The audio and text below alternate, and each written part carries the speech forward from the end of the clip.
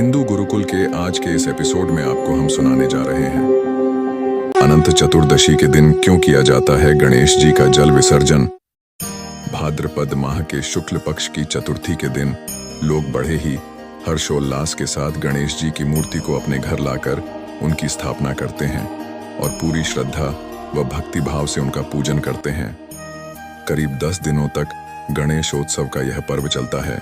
इसके बाद अनंत चतुर्दशी के दिन गणपति बप्पा मोरिया अगले बरस तू जल्दी आ, इसी भावना के साथ गणपति की मूर्ति का विसर्जन कर दिया जाता है। लेकिन क्या आप जानते हैं कि आखिर हर साल अनंत चतुर्दशी के दिन ही या फिर बप्पा की मूर्ति की स्थापना करने के 10 दिन बाद उनकी मूर्ति का विसर्जन क्यों किया जाता है?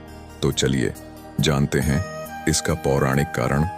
गणपति बप्पा की मूर्ति को 10 दिन बाद जल में विसर्जित करने के पीछे की मुख्य वजह महाभारत और महर्षि वेदव्यास से जुड़ी है। दरअसल महाभारत के रचयिता महर्षि वेदव्यास ने भगवान गणेश से इसे लिपिबद्ध करने की प्रार्थना की थी। भगवान गणेश ने उनकी इस प्रार्थना को स्वीकार किया था और महाभारत लेखन का कार्य गणेश चतुर्थी के दिन से ही शुरू किया गया था।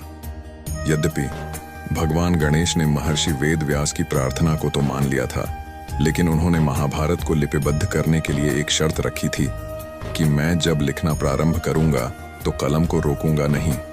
यदि कलम रुक गई तो लिखना बंद कर दूंगा। तब वेदव्यास जी ने कहा कि भगवान, आप देवताओं में अग्रणी हैं, विद्या और बुद्धि के दाता हैं और मैं एक साधारण ऋषि हूं। यदि किसी श्लोक में मुझसे त्रुटि हो जाए तो आप उस श्लोक को ठीक कर उसे लिपिबद्ध करें।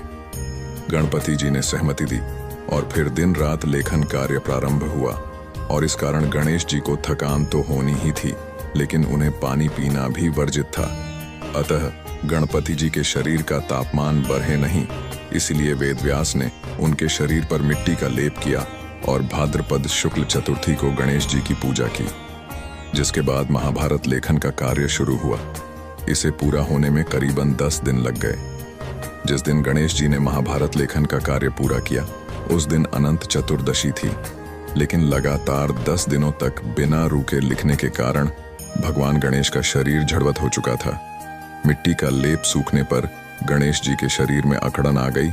इसी कारण गणेश जी का एक नाम पार्थिव गणेश भी पड़ा।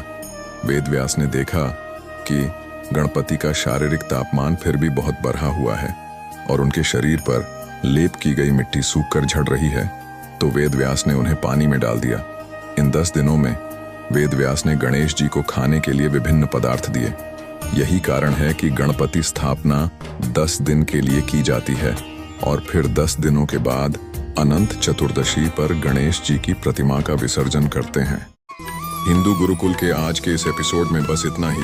वीडियो को ज्यादा से ज्यादा शेयर करें और चैनल को सब्सक्राइब करके बेल आइकॉन दबाना ना भूलें।